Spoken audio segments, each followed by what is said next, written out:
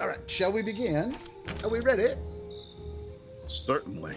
Do a quick little recap from last week. Before we recap, we have to chapstick up. Of course. We're not barbarians. Oh, wait a minute. One of us is. One of us is. All right, now that we are unchapped. So, last Monday, our party was traveling south to Nakora to explore some forgotten temples. We happened to go through Rover's Wend, where we heard a little tidbit. I'm just going to read that little tidbit. You did not mean to stop at Rover's Wend at all. Your party was heading south to explore the forgotten temples of Nakora when you heard the dreadful news from a traveler. Your homeland of Corydon was under attack. So we got the news that Corydon was under attack, and we decided to start to head towards the capital of Manilia to help the forces of good thwart this insurgents. It was getting close to night, so we stopped at the Sleeping Lion Inn, where we met the ARCHMAGE Blasco Rakoso, who told us of the Deathless King. His name was Esteban, I believe, Camacho, if I remember right. That's an interesting name to just remember off the top of my head. Yes, Esteban Camacho. Okay. Who was the founder of the Kingdom of Corydon initially, but has since, in pursuit of magic and an everlasting life, immortality, has turned into a lich of sorts. And has now gone to the dark side. So Rakoso told us that it would probably be in our best interest, or in the interest of everything, rather, that we didn't go to Manilia, where he was heading, but rather if we sought the Deathless King ourselves, and in an attempt to vanquish him before his armies could amass to the point where they were undefeatable. He told us that we would have to cross the Pike River into the bandit-ruled territory of East Corydon. We would have to go through the fire marshes to Mount Ignis, a volcano steeped in sorcery, to the city of Aske, where there are plenty of undead, but within we might be able to find and meet a wild elf by the name of Lena Gendrel,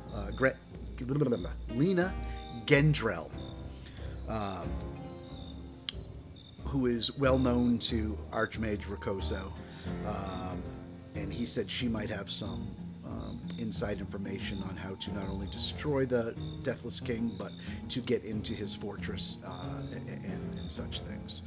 And then finally, we would have to travel to from the city of Aske to Eldivor, a city town surrounded by a sea of shattered glass, where we would then find the Deathless King's fortress, and most likely the Deathless King himself.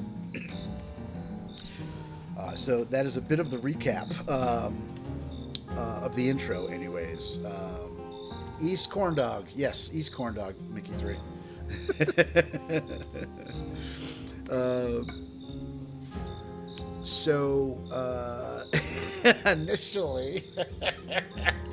Initially, we started our adventure. We made it to a bridge where there were some bandits taking toll money. We decided to fight them, and the entire party got slayed. Slayed? We got dead. Yeah, the whole TPK, whole party died. Yep. So we reset, pretended that never even happened, because you can do that in fantasy. And started the trek all over again from that Sleeping Lion Inn. We made it back to the bridge, ended up paying the bandits this time around, who surprisingly let us go with no trouble. We, in our travels, went down a path through the woods and found a old lady who was tending her chickens. That old lady turned out to be a green hag with her funny-looking chickens who were actually cockatrices. Battle ensued. We got out of that one alive with a little XP and a little chicken meat or a little cockatrice meat, and continued along our way where we basically just found a hill on which we were going to bed down for the night. However, prior to that, we were attacked by a big old brown bear, which we also slew. And that pretty much brings us up to speed from where we ended off last week. Paul, is there anything additional that you remember? Or? Nope. We did have a long rest in there. Yes, yeah. So our characters are full right now. Correct. All right, so after defeating the brown bear, we did some sleepy sleep. So let us continue then. You ready? Let's do it. Let's die again. Okay. The sun rises over the mountains to the east, your cue to continue your journey. Packing up your belongings, you rejoin the road and head east.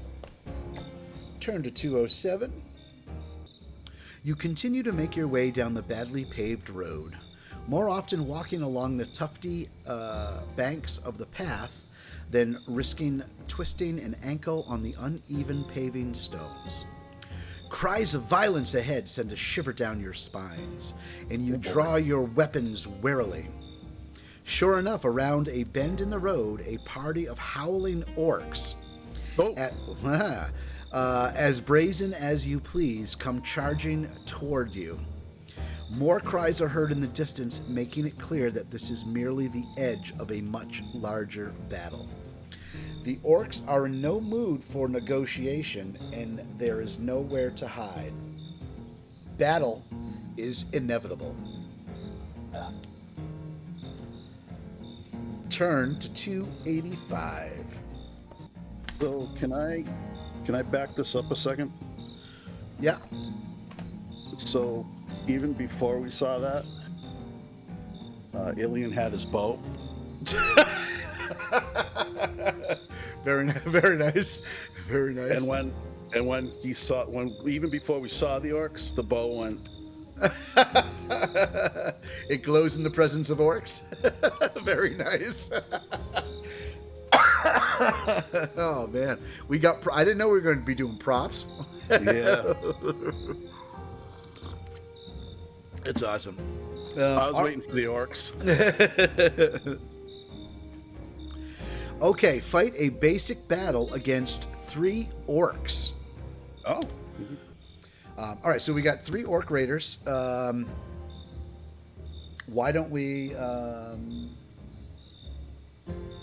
The marching order is Kaliva. Yep. Was it Illian next? Illian was not. So was it? Who was in the back? I thought Illian was in the back. Was he in the back? Okay, so then it would be Kaliva. We usually flip them. So Kaliva, Malgus. Yep. Garith, and then Illian in the back. Illian in the back is good because he can get past everybody because he's a halfling. Yeah. Plus, he's also he's a ranger, so Yeah. Although Malgus is kind of squishy right now, so we'll do. What? We'll use that. We'll use that marching order, and we'll do Kaliva 1, Malgus 2, Gareth 3, and Illian 4. Okay. You want to roll? We have 1. Okay, so the first orc is attacking Kaliva. How about orc number 2? Orc number 2 is 1. Okay, Kaliva. And orc number 3. Here it comes. 4. All right, so Illian. All right, so orcs 1 and 2 are going to run directly up to Kaliva, be engaged with her. The brute stats say that the brutes attack her until either they or she is dead. And then the third orc is going to attack Illian. And let's roll for initiative. Yeah. I don't want to say anything, but there's no way this can go any worse than it did last time.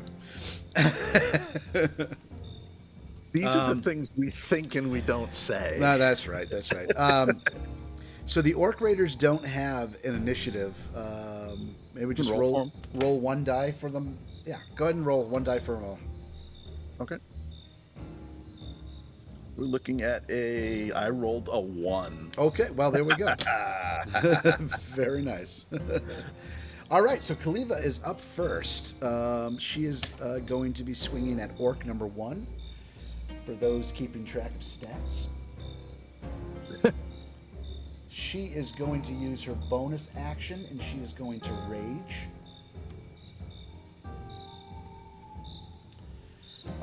And then she is going to swing her...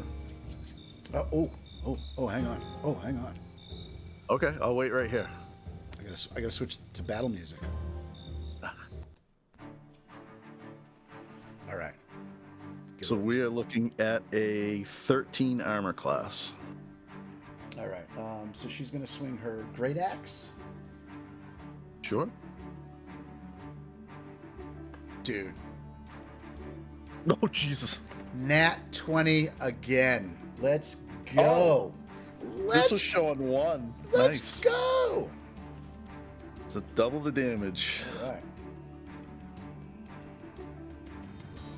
And I rolled so crappy. Oh my god. So that's 8, but I'm raging, so I got a +2 on that. So that's going to be 10 on orc number 1. Holy moly, dude. I really thought that was going to be able to just end one of them right away. I thought I was going to be able to do to them what they did to us last Monday. You took 2/3 of his hit points, so. Right. All right. So Kaliva is engaged. She cannot move. Garith is up next. You don't get attacked twice with rage? I do, but not. The second attack uses my bonus action to do that attack. Gotcha. But I use the bonus action to engage the rage. Engage. It's gonna be the new band name. I'm doing a T-shirt. It's coming. Engaged. It's coming next week. Engage the rage. Hashtag engage the rage. Okay.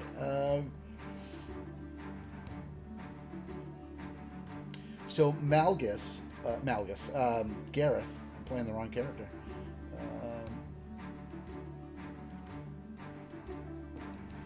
He is going to cast a cantrip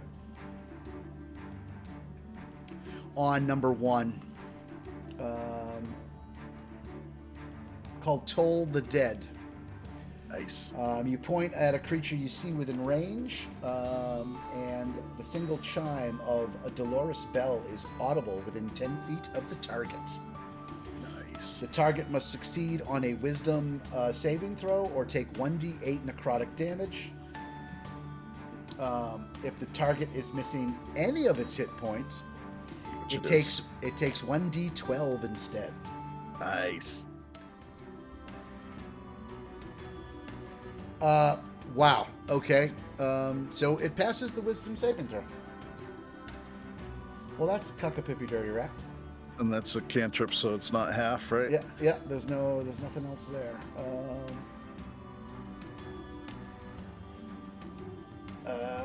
Yeah. Well, that'll be it for Garith. Poo. Okay. Malgus is up next. Can I assume that... Oh, Malgus isn't being attacked. So Malgus is going to do Firebolt? Yeah, Malgus can stay at a distance at this point. Okay. He's going to use Firebolt, and he's going to target the first one. Okay. Okay, so we're looking at an armor class of, I already said it, 13. And here comes the roll. 13. Nice. And we're looking at for damage 1d8. I did the wrong one. Sorry, that's not the roll. It's all good. I did Shocking Grasp. There we go. 7. Goodbye, number 1. Number 1 is dead. Sweet.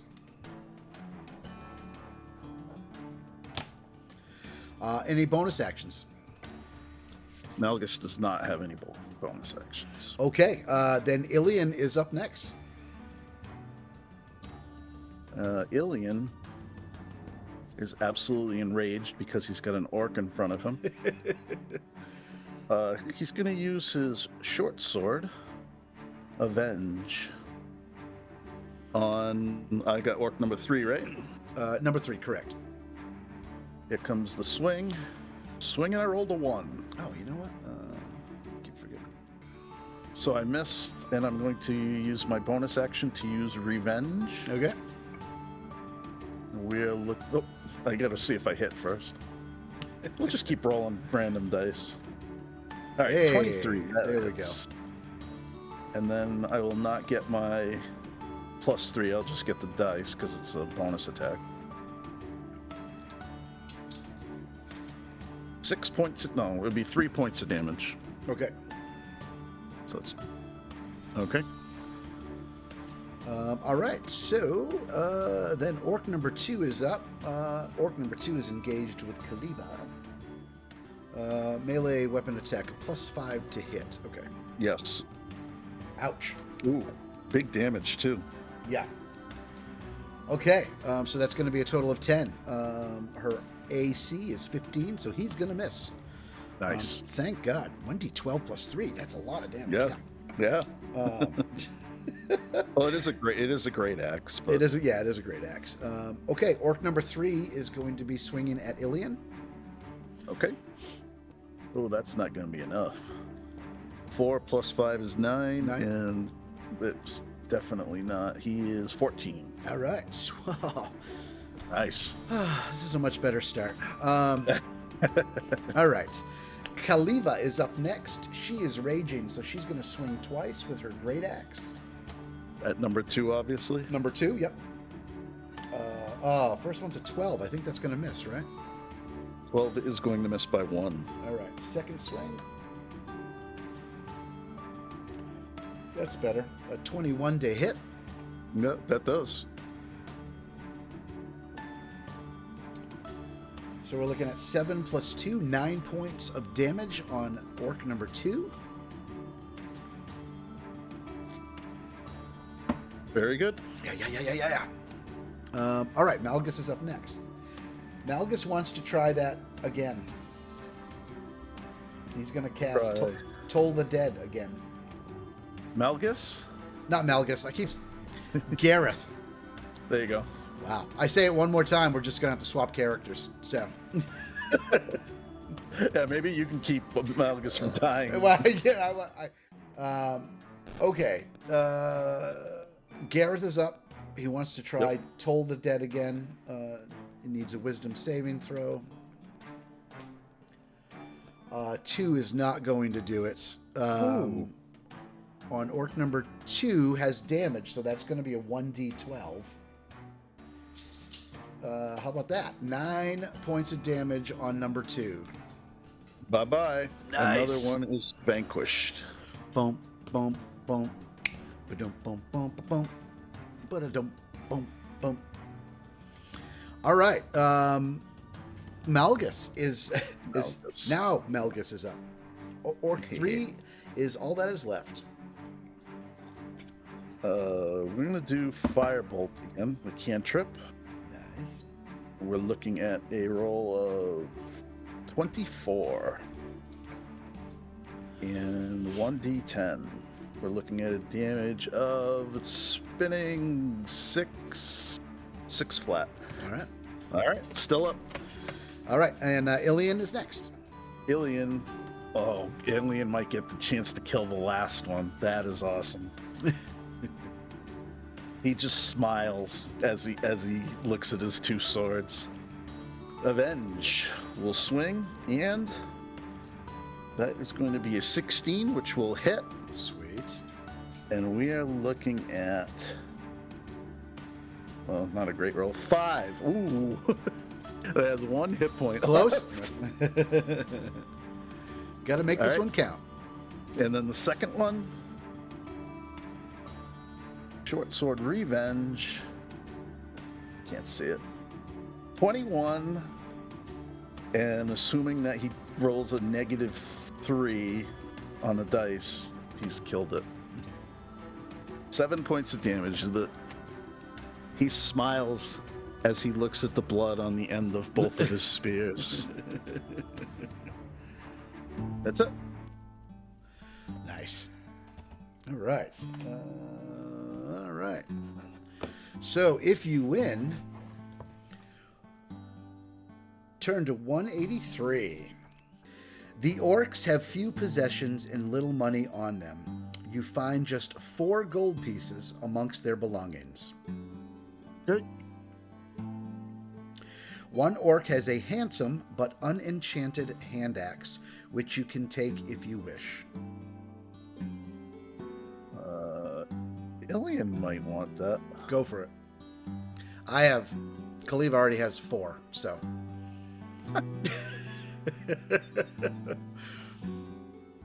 Okay.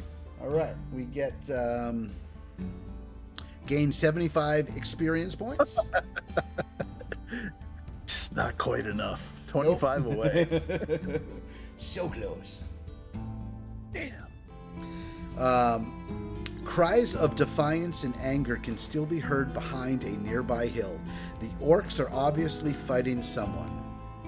Will you A, rush to investigate, or B, take a short rest and move onwards while the orcs are distracted? There's absolutely no reason for a short rest. True.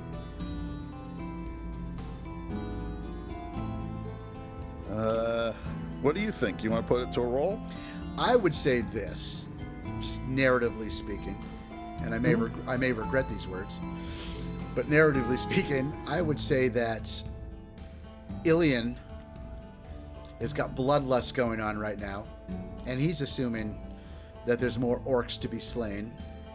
And I would say that Garith, given his nature to want to really just destroy all evil, if there's someone in trouble, he would probably rush into that fray as well. So I would say at least half the party would be chomping at the bit to go. And I would say that... Yeah, I think it would be 3 because your barbarian would be looking for battle all the time. Well, and Khaliva also, because of her friendship with Garith, she kind of at this point, while she's searching for herself, would pretty much follow him like into the bowels of hell right now. So 3 to 4. Let's do it. Turn to rush to investigate on turn to 102.